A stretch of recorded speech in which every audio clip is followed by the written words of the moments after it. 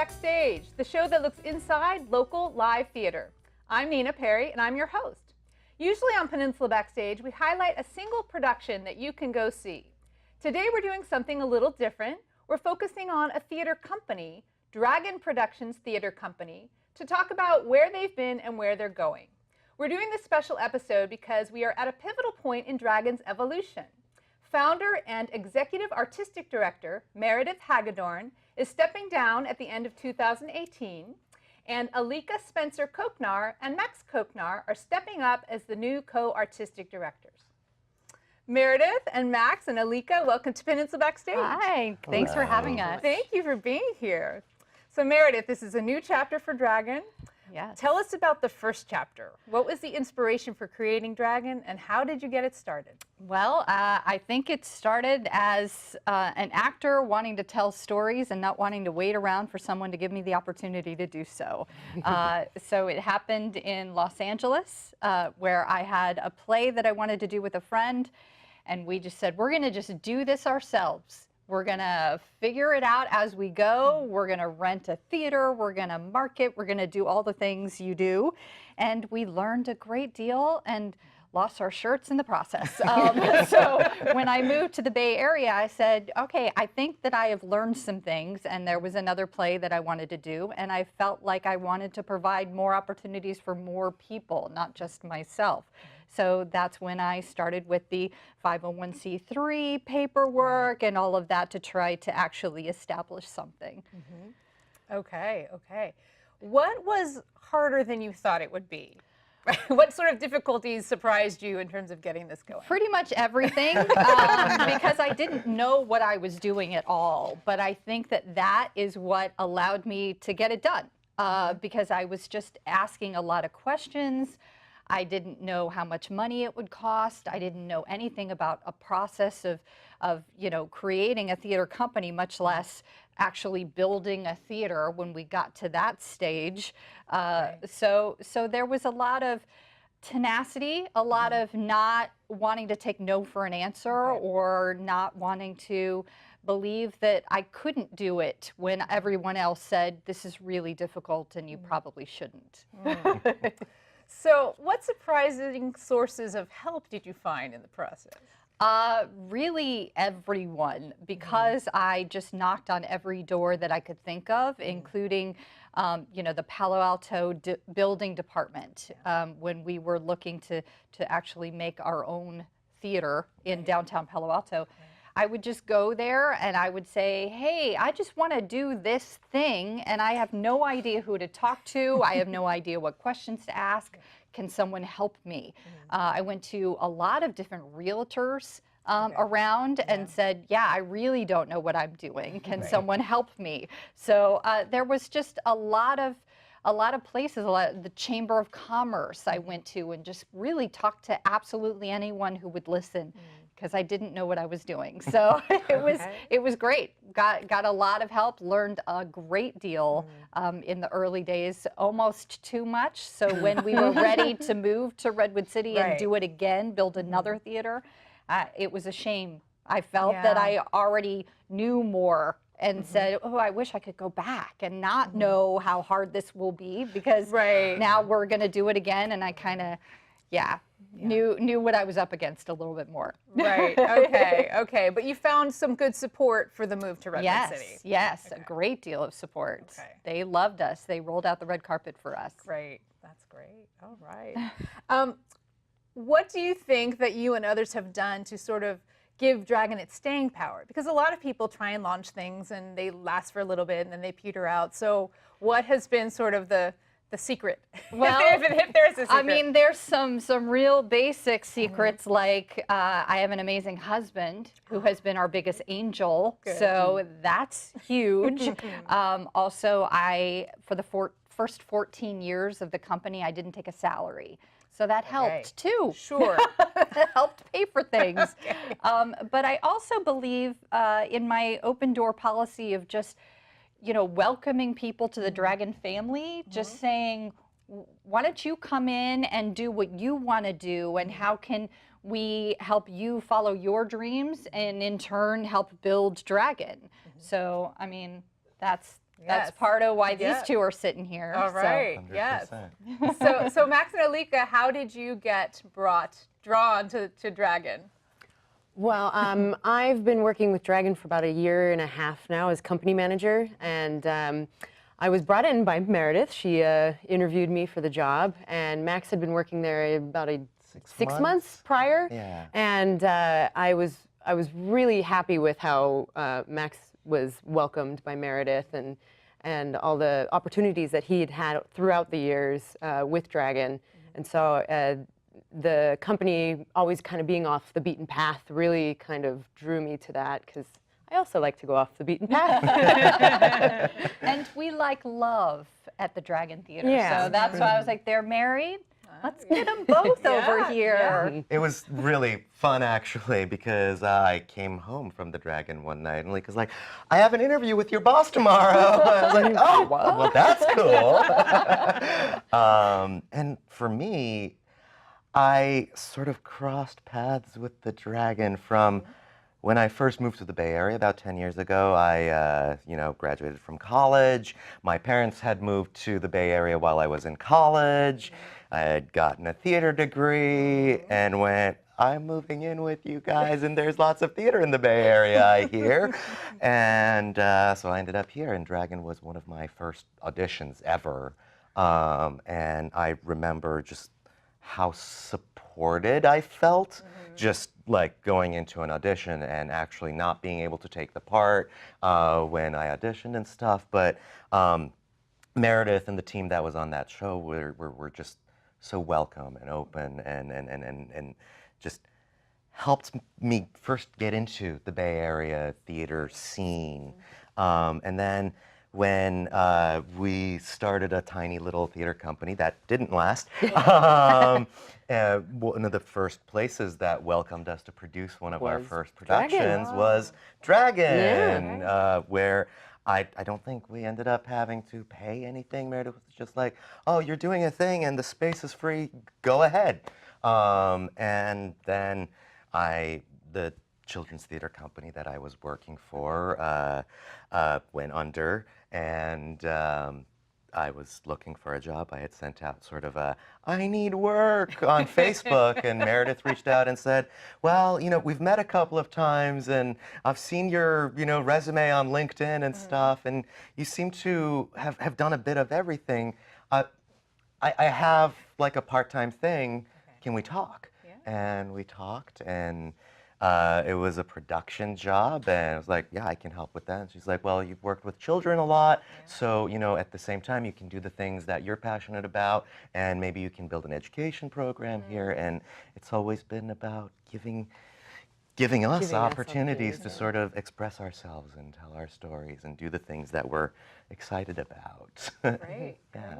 So, Meredith, how did Dragon's mission start, and has it evolved since then? And then I'm going to ask Max and Alika what sort of changes they have in mind for the mission and direction of Dragon, if any. Well, our mission is producing professional quality theater that's uncommon, intimate, and accessible. So I knew that I wanted to stay off the beaten path, because there's a lot of theater companies here in the Bay Area, more than people probably realize. And if we're not all telling different stories, then we probably shouldn't all still be here, because we all need the resources.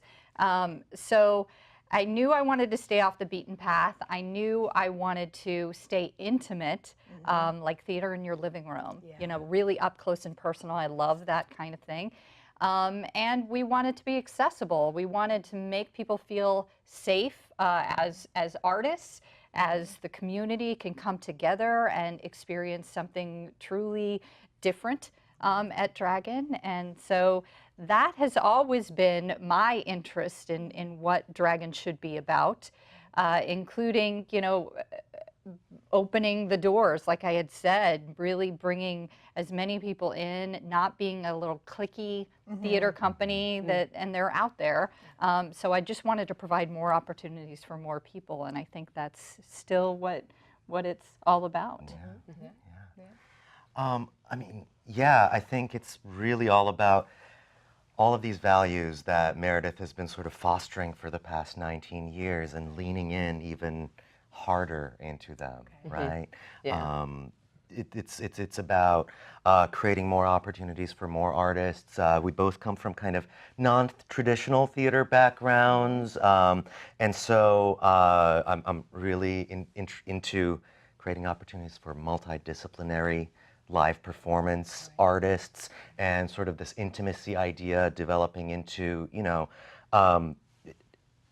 why is it live? And why are we, what is that connection between the audience and the performer? And how can we really lean into that? And really fostering excellency as well. I mean, we all try to do that, but we really want to produce quality work, whatever it is. Yeah. Exactly. And sort of share with the local Peninsula community all that theater can be. Right. Yeah. Right. And one more thing is, there's always been a leaning towards telling stories from voices that are underrepresented, and these multicultural stories and things like that. And that's always been part of Dragon's DNA ever since I've gotten to the Bay Area and started seeing it. And I'm, not from around here, and Alika's mom is Hawaiian, so we've got a lot of sort of ethnic, multicultural backgrounds, and sort of really opening the doors to those different voices too. All right. So if I can ask, what productions at Dragon have been among your favorites? Yes, we've done almost 100 shows in my 19 years there, so bear with me, I needed a cheat sheet because I did create some, I think the Dragon shows that I'm most proud of that I didn't act in or direct or anything, so it was just, my top 3 are Sideman by Warren Light, and that was in 2009, Humble Boy by Charlotte Jones, that was in 2007, and Wild Boy by Oliver Goldstick, and that was in 2016. Those are my top 3. I mean, I'm biased when it comes to the ones that I chose to direct or that I chose to act in. They were very special ones, but those are the 3 that, yeah. Max and Alika, how about you? Oh, One that comes to mind. I actually, the first show that I saw was On the Verge, and I really, really liked that show, and so I think it's still kind of in the top of the ones that I've saw, and you were in it. And I was in it, so that's one of my top 3, of course, as well. But I'd never read that script or heard of it, and the uncommon stories that Dragon tells, you not necessarily know the titles, but we come in and it's always going to be, high quality and interesting and compelling. Yeah. And I found that On the Verge. And it was 3 strong women in the show too, and I loved that. Yeah. Yeah. Well, I do have my biases on for the shows that I've worked on as well, and like Cirque Exotique du Monde was, for me, a really big moment. It was a Second Stages show. It was a new play. I love new plays. It was about a circus before the start of World War II and the rise of Nazi Germany, and it also sort of helped create some connections that are still paying off now. But also, this past year was just a really great year for Dragon shows. I just loved 3 Days of Rain, which was directed by Meredith, and it was such a beautiful story and gave such a great opportunity to a group of actors to show off their stuff in a way that they might not have at other venues. And Equivocation, which was a Second Stages show that was really terrific. Yeah. So we have featured several productions of Dragons on Peninsula Backstage over the years, and we actually have compiled excerpts from some of those performances into a video clip. So let's go ahead and look at that. Great. All right, let's watch.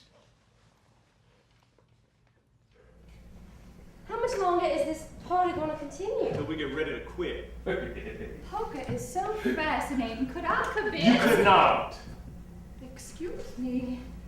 Why don't you women go up to Unisys? Because it's nearly 2:30. Couldn't y'all quit? Couldn't y'all quit after one more hand? Oh, stop it, Stan. That's not fun. Makes me so mad when he does that in front of other people. I think I will bathe. Again? My nerves are shot. Is the bathroom occupied? Oh, I don't know. Oh! Hello. Hello.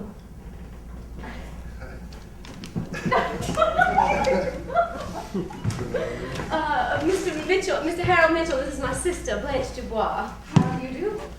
How do you do, Miss Dubois? How's your mother, Mitch? Oh, pretty much the same. Thanks. She appreciated your sending over that custom. Excuse me.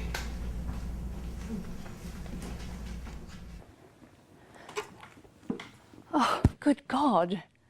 I've been waiting for you. What do you mean? I knew you'd come. I've just come in to comb my hair. I knew you'd have to. I knew you'd have to comb your hair. I knew you'd have to get away from the party. You're a beautiful hostess. Aren't you enjoying the party? You're beautiful. Listen, I've been watching you all night. I must tell you. I have to tell you. I need to tell you. Please. You're incredible. You're drunk. Nevertheless, Jerry. I was best man at your wedding. I saw you pass by in white. I saw you glide by in white. I wasn't in white. You know what should have happened? What? I should have had you in your white before the wedding. I should have blackened you in your white wedding dress, blackened you in your bridal dress before ushering you into your wedding as your best man. My husband's best man. Your best friend's best man. No, your best man. This is what you get. It picked fodder for his anti-welfare agenda. His belief that underprivileged persons are underprivileged because they're amoral and lazy. It's great. It's a great cast full of new faces to Dragon, so we're thrilled about that. Our story, like yours, is not without message, but we want to be very clear on what that message is. Just that. Once upon a time in America, before September 11 exploded America's sense of security and hope, a young family on the outskirts of America's capital city. So viewers will see you in the first production. They will. Of the new Dragon Theater. They will see me. I have a small part, and I'm very, very excited about it. If you do have an abortion, it's not the end of the world. You'll be devastated for like 2 days, and then you'll get over it. Did you have an abortion? No, but I could have. Are you going out? Not with you. But I'm going out shopping in a minute. Go! You'll be lonely all by yourself. Will I? Yes, without your old Meg. I've got to get things in for the two gentlemen. What two gentlemen? I'm expecting visitors. What? You didn't know that, did you? What are you talking about? Two gentlemen asked Petey if they could come and stay for a couple of nights. I'm expecting them. I don't believe it. Well, it's true. You're saying it on purpose. Petey told me this morning. When was this? When did Petey see them? Last night. Who are they? I don't know. Didn't he tell you their names? No. Here. They want to come here? Yes, they do. Why? This house is on the list. But who are they? You'll see when they come. They won't come. Why not? No, I tell you, they won't come. Why didn't they come last night if they were coming? Perhaps they couldn't find the place in the dark. Not easy to find in the dark. They won't come. Someone's taking them, Michael. Forget all about it. It's a false alarm. A false alarm. Where's my tea? I took it away. You didn't want it. What do you mean you took it away? I took it away. What did you take it away for? You didn't want it. Who said I didn't want it? You did. Who gave you the right to take away my tea? You wouldn't drink it. Who exactly do you think you're talking to? Hello. Hi. Can you look at me? I'm not really supposed to move. It freaks the kids out. What kids? There's no kids here. Well, there will be. There's a class of fourth graders in the next room. I'm not supposed to really move much. But if you move, then it can really freak them out. Yeah, I know. That's not really my goal here because I'm stuck to these cables, and if I move, they fall, people get hurt, and I mean, contrary to popular opinion, I'm very gentle. I'm a very gentle T-Rex. I'm a lowercase T-Rex, really. A lowercase T-Rex? Lowercase, yes, I am. Then that must mean I'm a baby T-Rex. You are, in fact, a feathery, tiny, delicious little T-Rex. Why would you say delicious? Because you're not much more than a morsel for me. I mean, I could chomp you up into little bits, but I won't because I don't do that anymore. I went through a 12-step. Are you hungry? I am hungry. Let's go to the cafe. Okay. Okay, awesome. All right. Here we go. All right, thank you. That improv for North Pole, Yeah. really funny. It was great and unexpected, and it gave us a sense of the chemistry between the two actors. Yeah, they were amazing together, weren't they? They were, and for various reasons, the director didn't want to show an actual scene from the play, but let's show how well they worked together. Yeah. Give the audience a sense of what kind of connection they might see. And to laugh, because that show didn't have a lot of laughs. That's true. Yeah. That's true. That's true.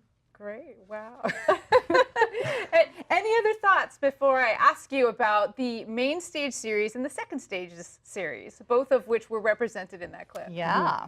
That was also one was represented that was a rental.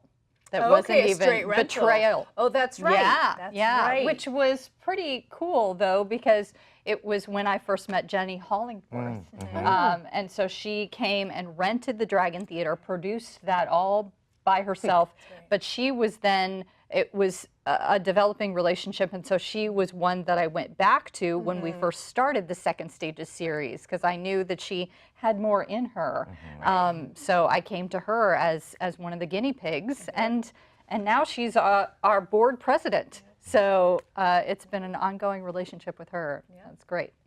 Yeah, and actually, the birthday party was her second that stages was her, show, her right? second stages show. Yes, Yeah. two Pinter plays. Yes, Yes. indeed. Yeah. And this past year, she did Equivocation, which Yeah. I was just talking about. Yeah. So, full circle. Yeah, really. Right. So the second stages series is an opportunity for independent producers to Yeah. produce their shows at Dragon. Right, and it's definitely something that I wanted to start as Dragon began with passion projects that I wanted to produce. So yeah, we open the doors to anyone who is interested in applying. We have a very short proposal process that's fairly easy if you've really thought about a certain project, and it's basically we want to help you produce your passion projects. We want to mentor you through the entire process. We give a little bit of seed money and a lot of staff support and let you see it fully produced on our stage. And originally we did 4 back in 2014, where we just reached out to certain people that I knew as part of the Dragon family and said, we're going to try to figure this thing out. And so they were, like I said, guinea pigs, basically.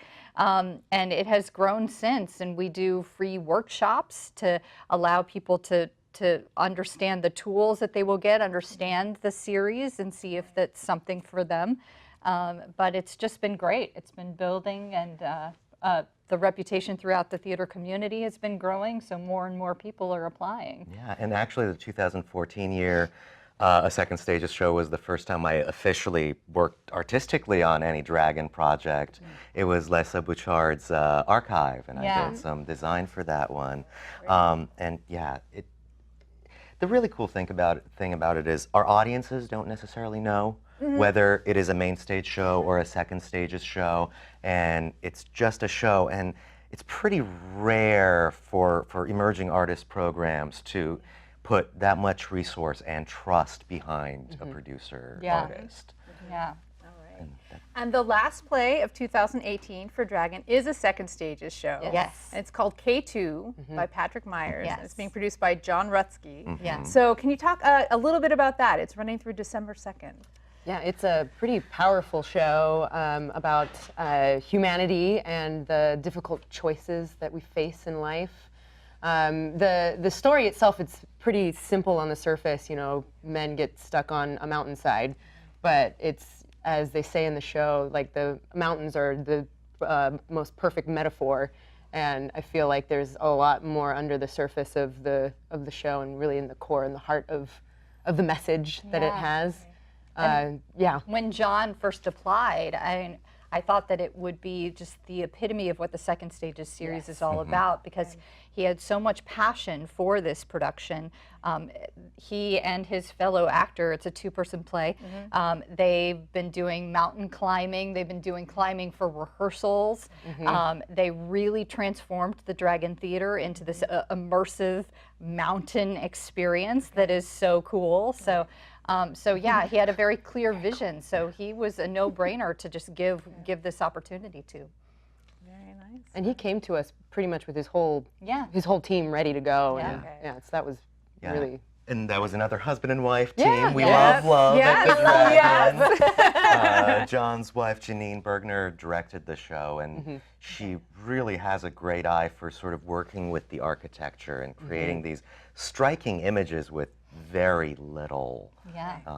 And I love that the Second Stages series, they have to develop their own team and bring in their own people as well, so it just grows the Dragon family that much more. Right. I love it.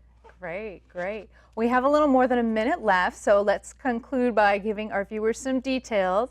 As we mentioned, K2, which is the last play of the 2018 season, it's running at the Dragon Theater in Redwood City through December 2nd. And where can our viewers go online to get more information about the play and about Dragon? Well, our website is www.DragronProductions.net. Great, thank you. We say catch a dragon in a net. That's how you remember. DragronProductions.net, great. And on the website, viewers can learn a lot more about what Dragon offers. There's a lot of stuff we didn't even get to talk about today, like the Monday night play space, Dragon Late Nights, the Circus Art Series. So there's a lot going on at Dragon, including some classes. Peninsula Backstage, we're online also on Facebook at facebook.com/peninsula-backstage. Like our page if you'd like to get alerted when new episodes become available for viewing online and on the air. I'd like to thank Meredith and Max and Alika for being here today. And remember to go out and support local live theater. Thank you.